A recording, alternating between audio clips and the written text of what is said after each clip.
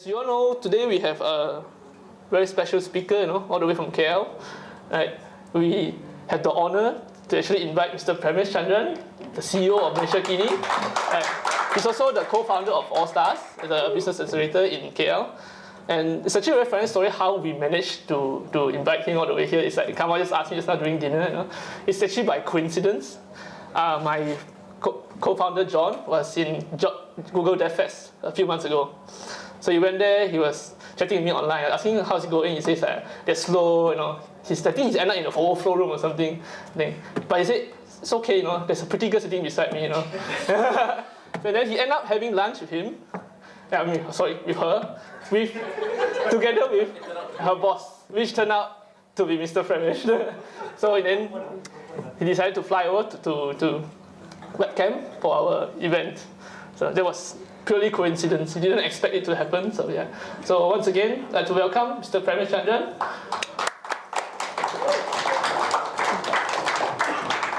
I'll try to get the thing for you. Yeah. So, hi, good evening. Thank you very much. Let me get the electronics ready. I'm a little bit short. Can you guys hear? Can you guys see me? Yep. I'm wondering, is this an electronic mic or should I speak here, right? I'll tiptoe and look a bit taller, right? But thanks very much for inviting me to this occasion. Should I take this out? If you want to, you take it out. Can I take it out? Okay. I always feel a bit shy, speaking behind a podium because people can hardly see me. It's good that they hide my tummy, only see the face, but I just prefer to speak, in front of everybody. Thank you very much for inviting me here. I think this is my reward for for John to having a nice lunch with a nice, good-looking girl from my office. So it pays to hire good-looking women, but besides being good-looking, she's also a very, very good programmer. So she's really good. She's working on a program called Jiran Ku, which we hope to put out into the market in the coming months. But really like it's my second trip to KK. I don't come here often enough, but it's the first time I actually come here to talk to technology people. And I always have a big passion for technology besides doing MalaysiaKini. How many of you all read MalaysiaKini? Alright. Anybody here who doesn't read MalaysiaKini, please leave the room now. Okay, that's good. I hope you guys won't get in trouble inviting MalaysiaKini here, right? Sabah government, Sabah government very cool, right? Yeah. So I thought I saw special. Saw special branch outside. Okay, anybody from special branch? Hi, how are you? It's a crab. Okay. So those of you who read MalaysiaKini kind of know what we do. We started 12 years ago. The idea at that time was that most newspapers were being controlled by the government, and we wanted to actually provide something fresh, something new.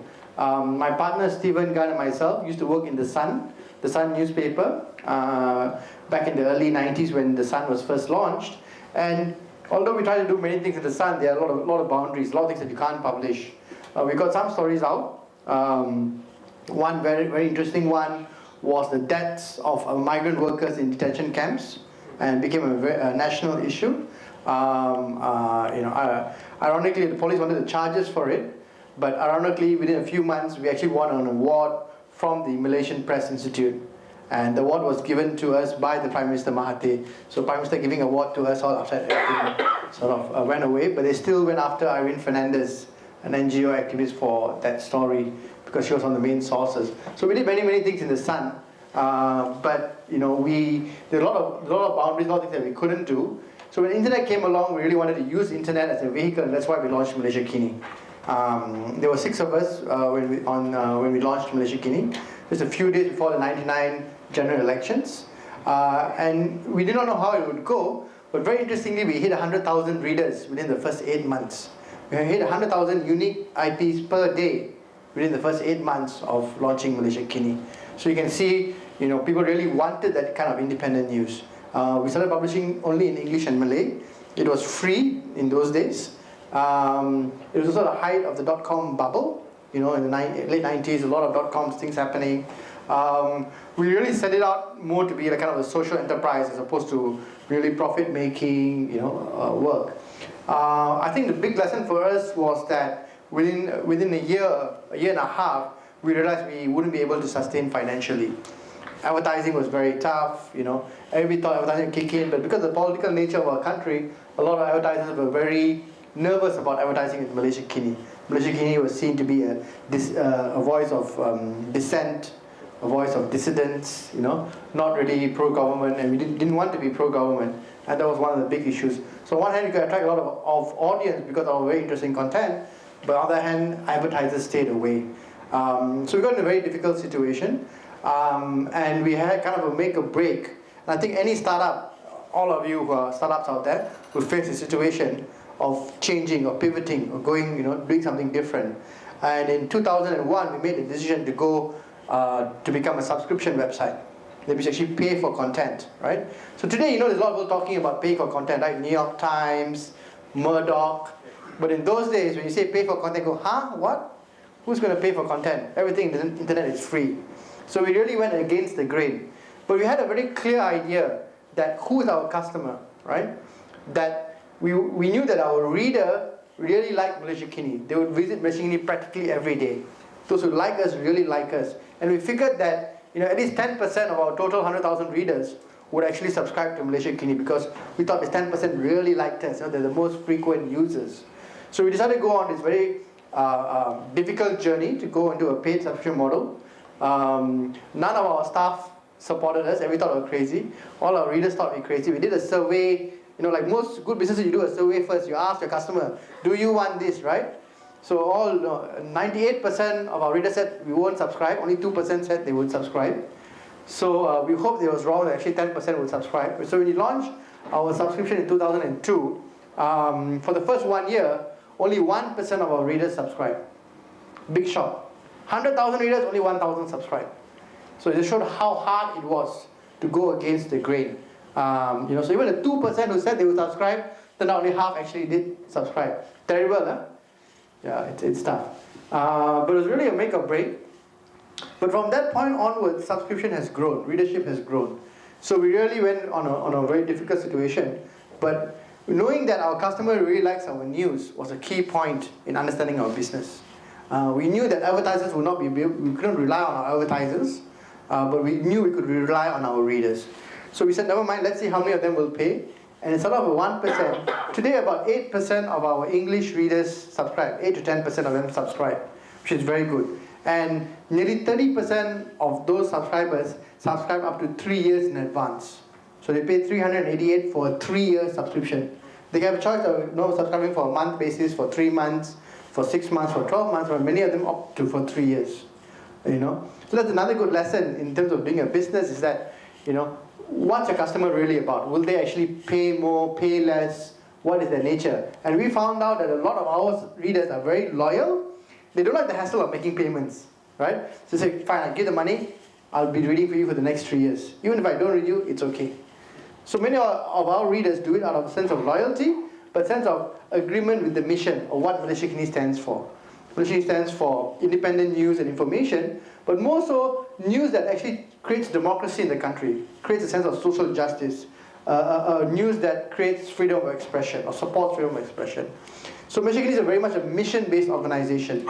We're not just there to make a profit, but in a way to change the country. We believe that Malaysia is growing, Malaysia is maturing, and the only way for Malaysia to go forward is that our country changes. There's more democracy, there's more justice, and the people, all you like Sabahans and all us out there, are empowered to drive this change. And MalaysiaKini wants to be part of that change. So we kind of had to gel our business model with our vision and mission and hope to God that it will succeed.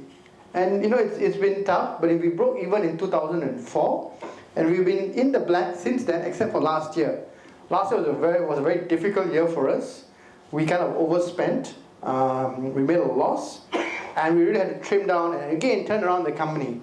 And again, for startups out there, the years that you make a loss will be difficult.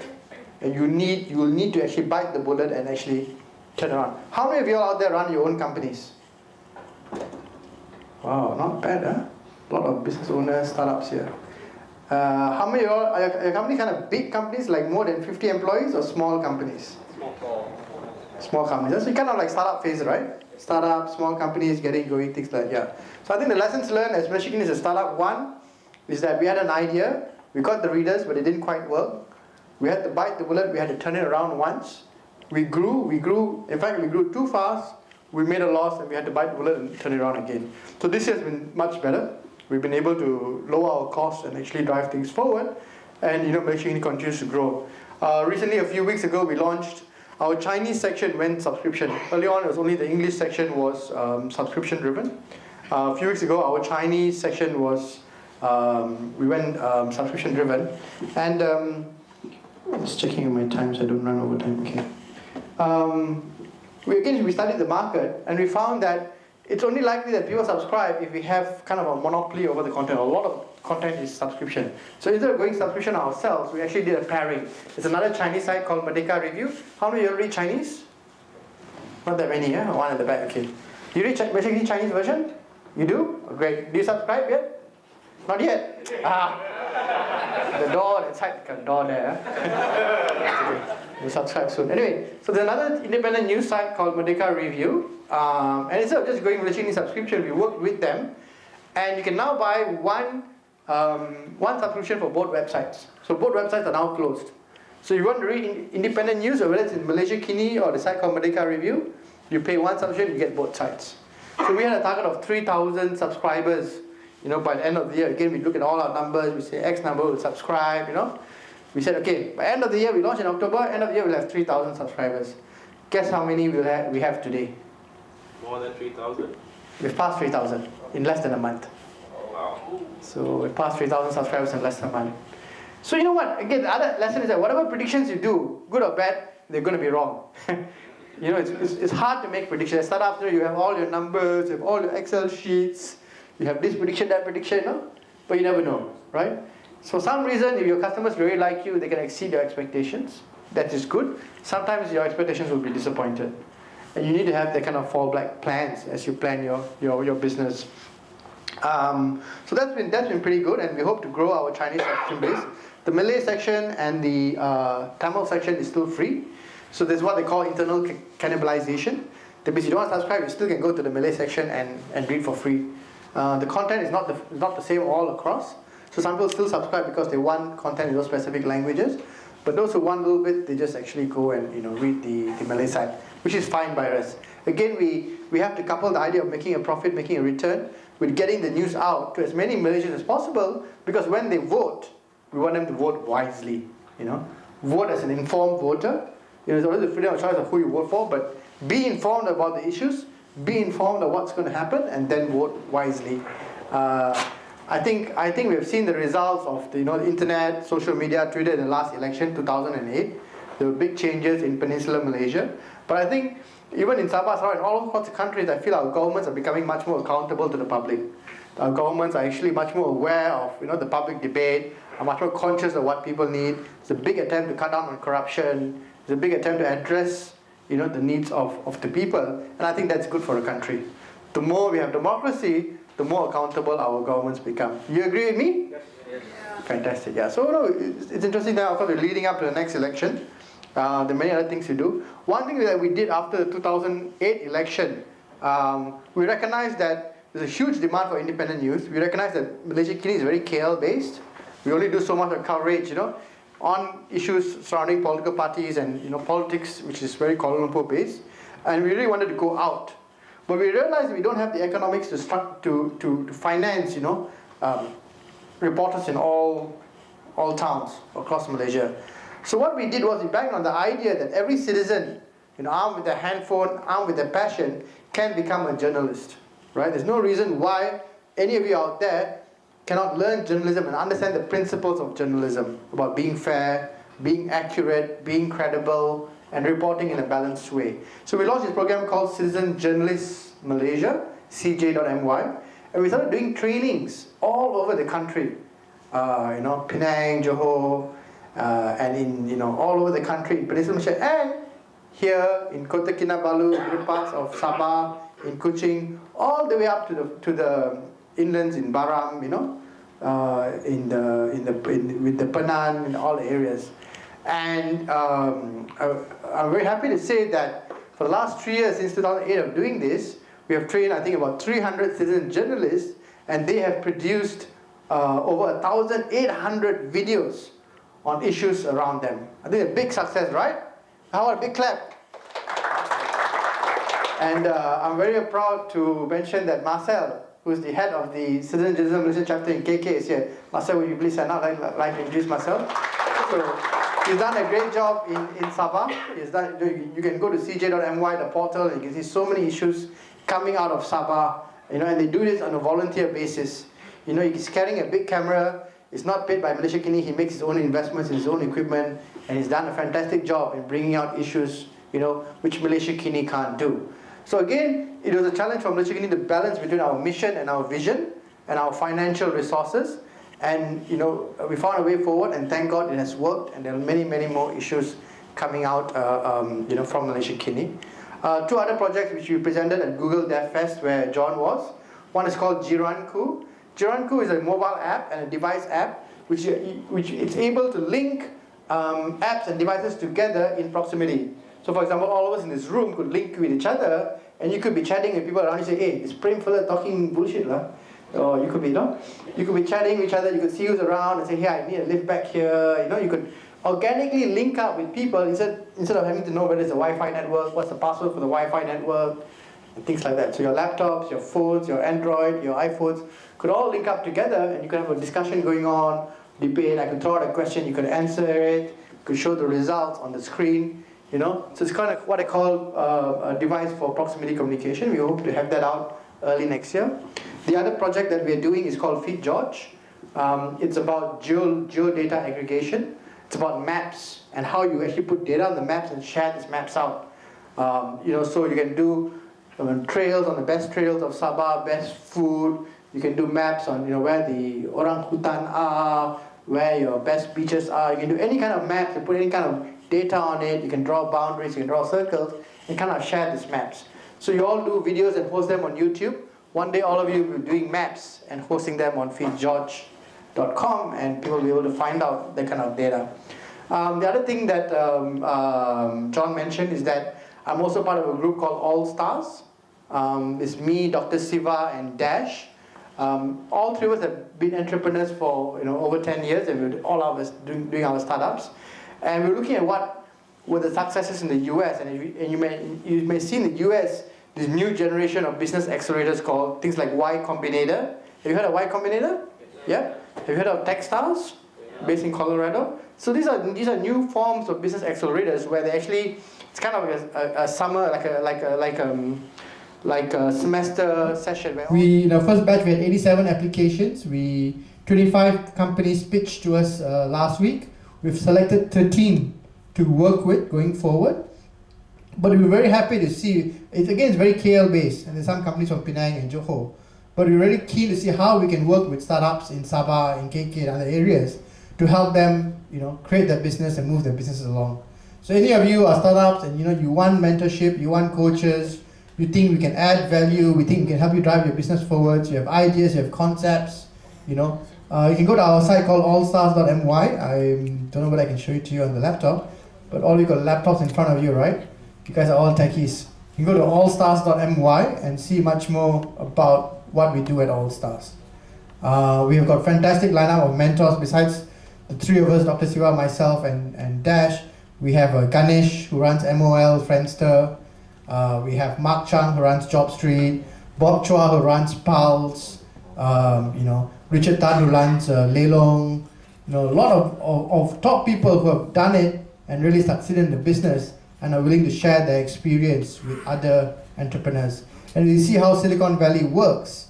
It's really a lot about that. It's really about people who have done it once and succeeded and have got rich, actually reinvesting their time and actually delving the whole startup community and making sure others succeed. So we're very keen to support other startups in their development and to find ways that can work. So I'll end here. I'm not sure what the format will be. Take questions now or take questions later. We can take questions now. Is it okay? So in conclusion, I think the lessons learned from MalaysiaKini is have your vision, have your mission, do your best possible. Be ready to change if it requires. Be ready for things to go bad, and have a way to recover when things go bad. But over time, I'm sure your business will succeed if you're headed in the right direction. And for Allstars, we're really keen to get in touch with startups and to work with startups in some way possible to accelerate your business. Thank you, and I'll take questions.